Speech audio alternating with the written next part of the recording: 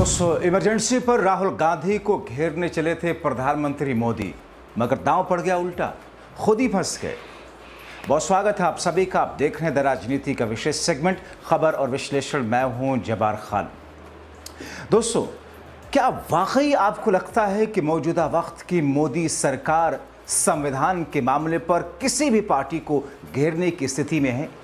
क्या वाकई मोदी और मोदी के मंत्री जब इमरजेंसी को लेकर के और संविधान की बातों को लेकर के विपक्षी पार्टियों को और ख़ास तौर पर कांग्रेस को घेरते हैं, तो क्या वाकई ये न्याय के प्रति अनुकूल लगता है? क्या मौजूदा वक्त में बीते 10-11 वर्षों से जो कुछ हो रहा है उसकी बुनियाद पर मोदी सरकार इस स्थिति में है कि संविधान पर, इमरजेंसी पर, इंदिरा गांधी के द्वारा लगाई गई इमरजेंसी पर मौजूदा वक्त में कांग्रेस को बैकफुट पर ढकेलने की कोशिश भी कर सके? दोस्तों, विस्तार से आपको बताते हैं कि हुआ क्या है, सरकार ने क्या किया है इमरजेंसी के मौके पर, इसकी 50वीं बरसी पर मोदी की कैबिनेट ने क्या प्रस्ताव पारित किया है और किस अंदाज में राहुल गांधी और कांग्रेस को घेरने के लिए मोदी आगे बढ़ रहे थे, मगर ऐसा लगता है कि साहब सब कुछ उल्टा पड़ गया। दोस्तों, हाल के दिनों में जिस तरीके से कई सारे मुद्दों से मोदी सरकार घिरी रही, हाल की कुछ घटनाओं को आप जहन में रखिए, आपको विस्तार से समझ में आएगा।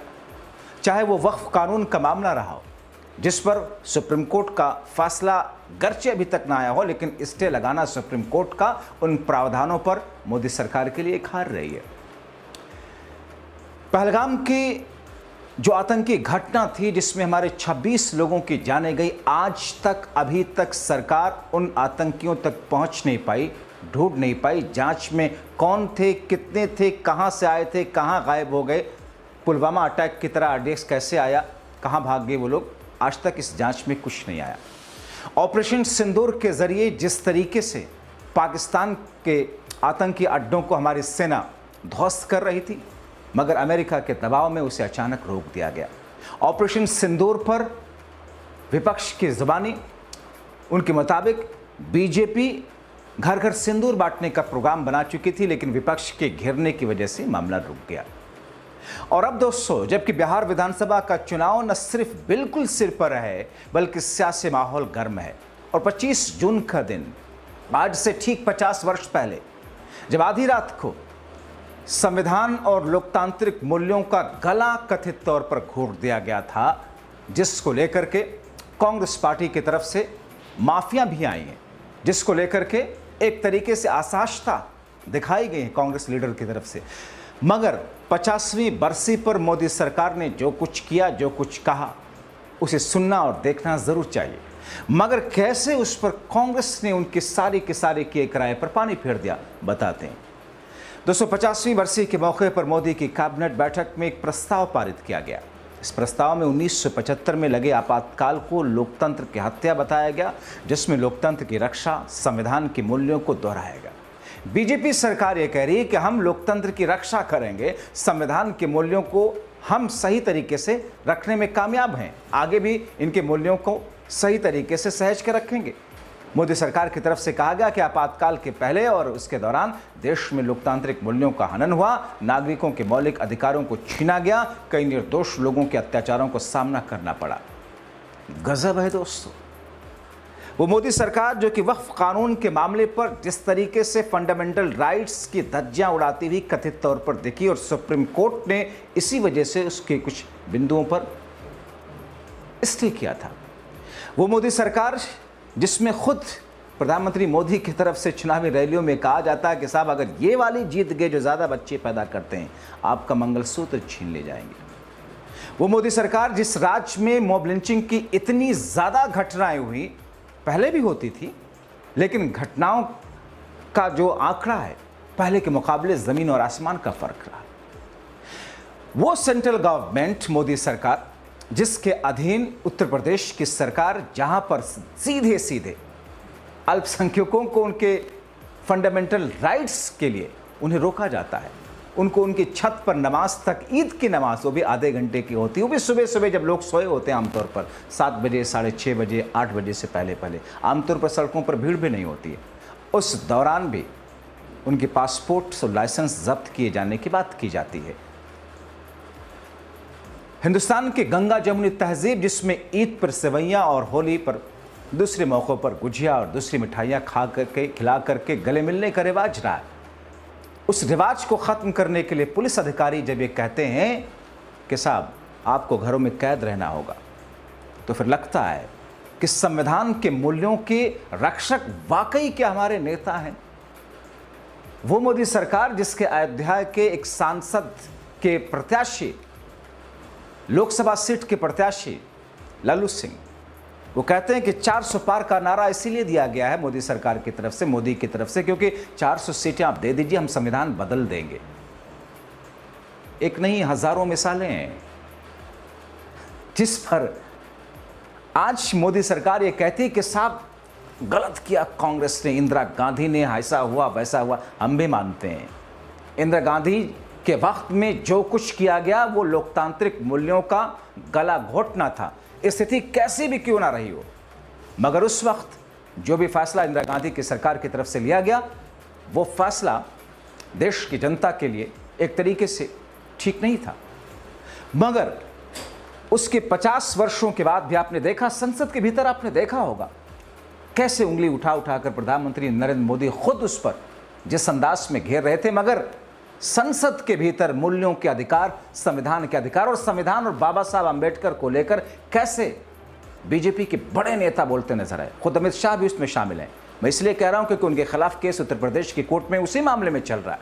जाहिर तौर पर मेरिट के बेस पर अदालतें केस लेती हैं, इसलिए कह सकते हैं। अब ऐसे में सरकार संविधान के मूल्यों के हनन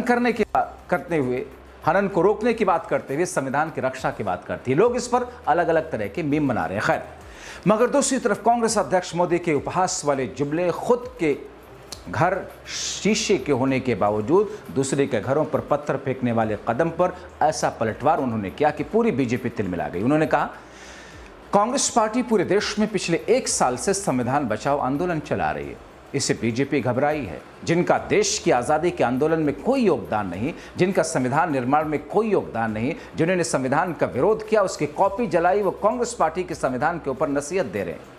मोदी सरकार अपनी सारी नाकामियों पर पर्दा डालने के लिए रोज नए कार्यक्रम और नारे देती है। विफल विदेश नीति, महंगाई, बेरोजगारी, भ्रष्टाचार, आर्थिक बदहाली, गरीबी, अमीर की बढ़ती हुई खाई, चंद उद्योगपतियों की नाजायज फायदे पहुंचाने जाने और बढ़ती सांप्रदायिकता जैसे मसलों से जनता के ध्यान भटकाना चाहती है बीजेपी। इस समय देश में अघोषित आपातकाल है। न ये सरकार संविधान की इज्जत करती है और ना ही संसद की। सुनिए खड़गे क्या कहते हैं। जो लोग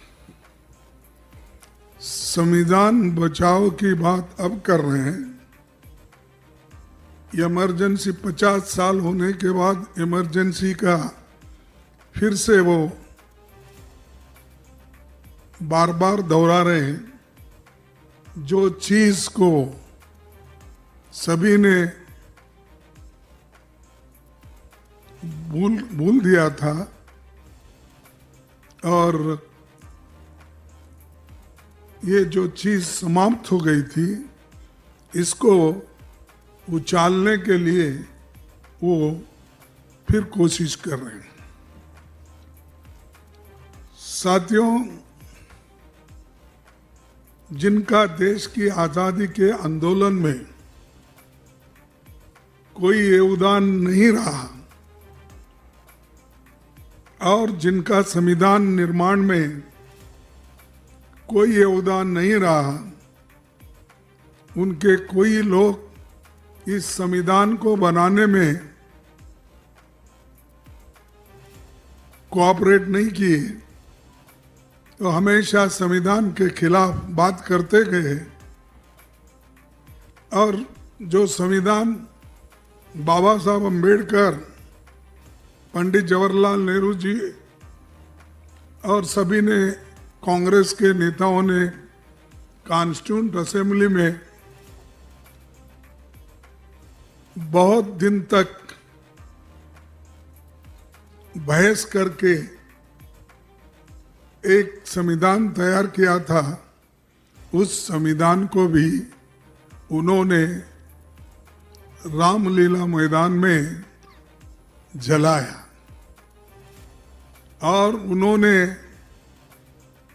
जहां तक कि नहीं बाबा साहब अंबेडकर का पुतला,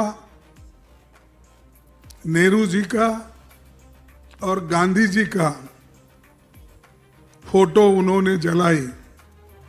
तो कांग्रेस कह रही है हम 1 साल से संविधान बचाओ जो रैली निकाल रहे हैं उससे बीजेपी घबराई है, इसीलिए जानबूझकर ऐसे मुद्दों में जनता को उलझाए रखना चाहती है और इसीलिए मोदी अनाप शनाप बोल रहे हैं, जबकि उनकी पार्टी के टॉप लीडर संविधान विरोधी बातें करते हैं, संविधान के विरुद्ध खुद मोदी काम करते हैं। खड़गे क्या कहते हैं, सुनिए। जब हमारे 1 साल से चल रहा है संविधान बचाओ यात्रा, उससे बीजेपी घबरा गई। घबराने के बाद ये जो पूरे देश में चला था, तो घबरा कर इन्होंने ये संविधान के खिलाफ कुछ ना कुछ वो कहना उनको है, तो इसीलिए वो क्या कर रहे हैं कि 50 साल का इमरजेंसी की बात अब कर रहे हैं। मैं कौन क्या कहा ये नहीं बोलना चाहता हूं, मैं सिर्फ इतना ही बोलना चाहता हूं, जो लोग अपने गवर्नेंस में नाकामयाब रहे, कुछ नहीं कर सके और उनकी विफलता इतनी है कि लोग आज इन्फ्लेशन के लिए पूछ रहे हैं कि भाई इतनी महंगाई बढ़ रही क्यों, उसका सवाल का उनके पास जवाब नहीं है। बेरोजगारी का नहीं है, भ्रष्टाचार का नहीं है, आर्थिक बदहाली जो हो गई, नोटबंदी जो हो गई, बाहर का काला धन लाने की जो बात हो गई, वो सब कहाँ है। और इनके जो फेल्यूअर्स है, झूठ जो बातें इन्होंने बार बार करते आए हैं, तो उस झूठ को छुपाने के लिए, अपने बातों को छुपाने के लिए वे आज ये नाटक रचे हैं। जाहिर तौर पर दोस्तों, आज से ठीक 50 वर्ष पहले जो हुआ उसका कोई समर्थन नहीं कर सकता, खुद राहुल भी नहीं, मगर मौजूदा वक्त में 50 वर्षों के बाद मोदी सरकार उस मुद्दे को ला करके राजनीतिक नजरिए से जिस अंदाज में जो कुछ कर रही है, तो फिर बहुत सारे ऐसे मुद्दे जिसमें खुद प्रधानमंत्री नरेंद्र मोदी की सरकार के दौर में हुआ, जब वो मुख्यमंत्री थी तब भी हुआ, उस सिलसिले को, उसकी बरसी भी मनाई जाए। आप क्या सोचते हैं? अपनी राय कमेंट बॉक्स में जरूर लगाएं।